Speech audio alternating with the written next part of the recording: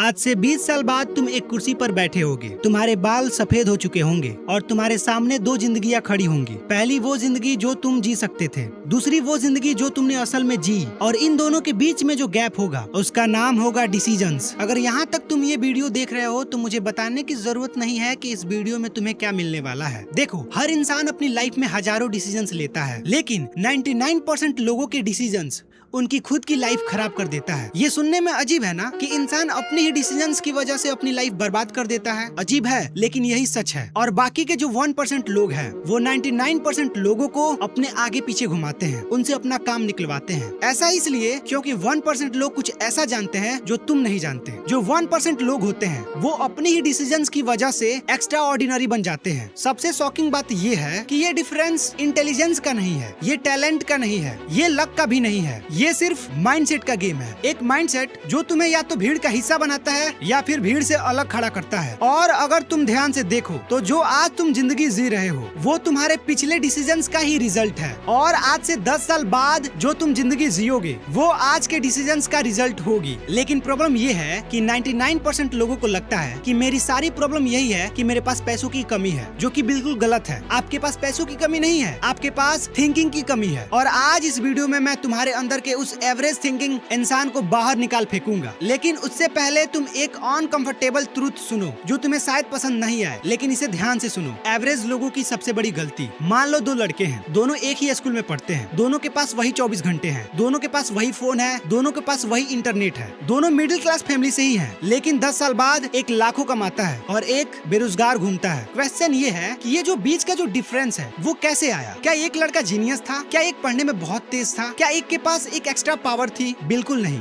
Difference था उनके daily decisions में। क्योंकि सक्सेस एक बड़ा डिसीजन नहीं होता है, सक्सेस हजारों छोटे डिसीजंस का एक रिजल्ट होता है। जब एक एवरेज इंसान फ्री होता है वो कहाँ भागता है? वो या तो टीवी देखेगा, एंटरटेनमेंट के पीछे भागेगा, वो खुद से बोलेगा कि आज तो टाइम है, आज तो पूरे मजे करूंगा। लेकिन जो अपनी लाइफ में टॉप पे जाना चाहता है, जो एक टॉप परफॉर्मर है, वो जब फ्री होता है वो इम्प्रूवमेंट चूज करता है। वो यही चूज करता है कि मैं कैसे अपनी लाइफ को और बेटर बना सकता हूँ। मैं ऐसा नहीं कह रहा कि आपको टीवी नहीं देखना चाहिए, आपको एंटरटेनमेंट नहीं करना चाहिए। मैं बस ये कह रहा हूँ कि आपको हर दिन अपने आप को इम्प्रूव करना चाहिए। क्योंकि जो अपनी लाइफ में सक्सेस है, जो अपनी लाइफ में टॉप पे है, वो धीरे धीरे हर दिन अपने आप को इम्प्रूव करता है। तब जाके आपको एक दिन दिखता है, अरे ये तो सक्सेस हो गया, ये इतना बड़ा आदमी बन गया। लेकिन कोई भी इंसान जो अपनी लाइफ में टॉप पे है, सक्सेस है, वो हर दिन स्ट्रगल करता है, फिर एक दिन जाके उसका नाम होता है। गलती आपकी नहीं है कि आप अपने आप को इम्प्रूव नहीं कर पाते, गलती आपके ब्रेन की है। उसे शॉर्ट टर्म प्लेजर चाहिए। क्योंकि अगर आप रील देखोगे आपको शॉर्ट टर्म प्लेजर मिलेगा, आप टीवी देखोगे आपको शॉर्ट टर्म प्लेजर मिलेगा। लेकिन अगर आप जिम जाते हो तो आपकी बॉडी तुरंत नहीं बनेगी। आप पढ़ाई करते हो आपके मार्क्स तुरंत अच्छे नहीं आएंगे। आप कोई स्किल सीख रहे हो तो आप उसे एक दिन में नहीं सीख पाओगे। इसलिए आपका ब्रेन उतनी मेहनत करने के बजाय वो चाहता है क्यों ना शॉर्ट टर्म प्लेजर के पीछे भागूं, और इसी के वजह से आप इसी ट्रैप में फंस जाते हो। इसलिए आपको इस ट्रैप से बाहर निकलना होगा। डोपामीन का जाल तुम्हारा सबसे बड़ा दुश्मन है। अनकंट्रोल्ड डोपामीन, हर नोटिफिकेशन, हर रील, हर शॉर्ट वीडियो तुम्हारे ब्रेन को एक छोटा रिवॉर्ड देता है। जब तुम स्क्रॉल करते हो तो तुम्हें अच्छा लगता है, फिर तुम्हारा ब्रेन कहता है और स्क्रॉल करो और अच्छा लगेगा। ऐसे करते करते तुम्हारे घंटों बर्बाद हो जाते हैं। प्रॉब्लम ये नहीं है कि तुम रील देख रहे हो, प्रॉब्लम ये है कि तुम जो हर दिन रील देख रहे हो ना, ये तुम्हारे ब्रेन को ना एक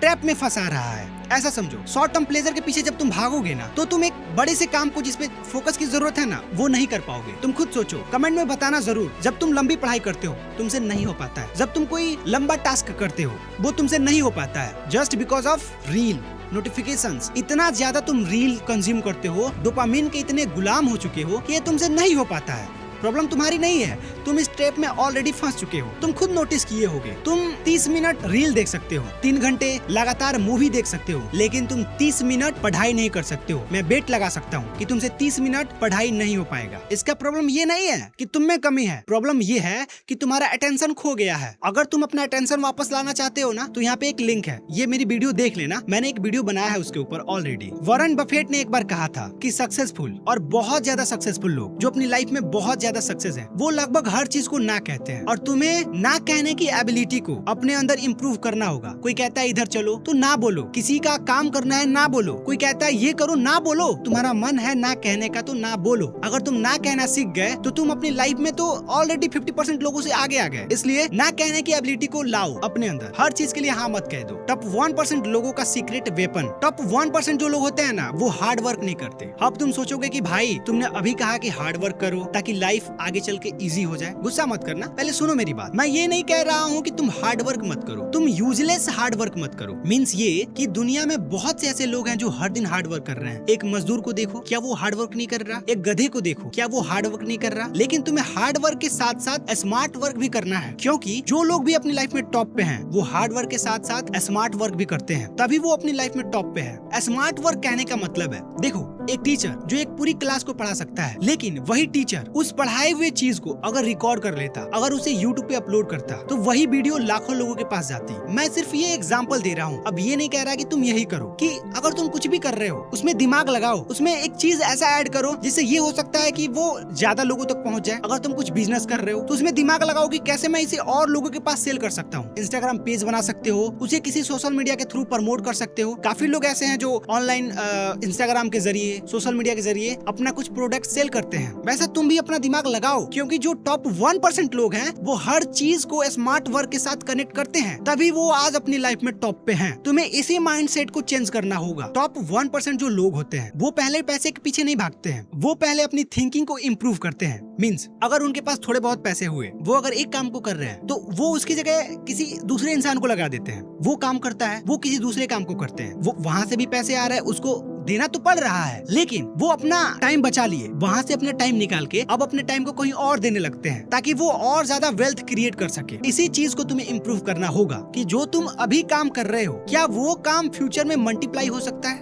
अगर किसी काम से अगर आज 10,000 कमा रहे हो तो क्या फ्यूचर में तुम उससे 1 लाख, 50,000, 1.5 लाख ऐसे कमा सकते हो कि नहीं? या फिर हर महीने तुम्हें जीरो से रीस्टार्ट करना पड़ेगा? फेलियर को टॉप 1% कैसे देखते हैं? अगर एक एवरेज इंसान किसी काम में फेल हो जाता है तो वो सोचता है कि मेरा सब कुछ बर्बाद हो गया, अब मैं क्या करूंगा, मेरे साथ गलत हो गया। लेकिन जो टॉप परफॉर्मर है वो ये सोचते हैं कि अगर मैं इस काम में फेल हुआ तो मेरी गलती कहाँ थी, मैं कैसे फेल हो गया और मैं इस चीज को कैसे इम्प्रूव कर सकता हूँ ताकि ये गलती मैं आगे ना करूँ। इस टाइप का माइंडसेट तुम्हें रखना होगा। और सबसे जरूरी, अगर तुम अपनी लाइफ में टॉप 1% लोगों में जाना चाहते हो तो अपने आप से हर दिन एक सवाल पूछो, क्या मैं आज जो किया वो अगर हर दिन करता रहा तो क्या मैं आज से 5 साल बाद टॉप 1% लोगों में जा पाऊंगा? क्या मैं जिस टाइप की लाइफ इमेजिन करता हूँ क्या वो आज से 5 साल बाद मुझे मिलेगा? अगर ऐसा है तो उस काम को करते रहो, अगर नहीं है तो उस काम को चेंज करो, मत करो उस काम को। Don't forget to like, share and subscribe. फिर मिलते हैं किसी नए वीडियो के साथ।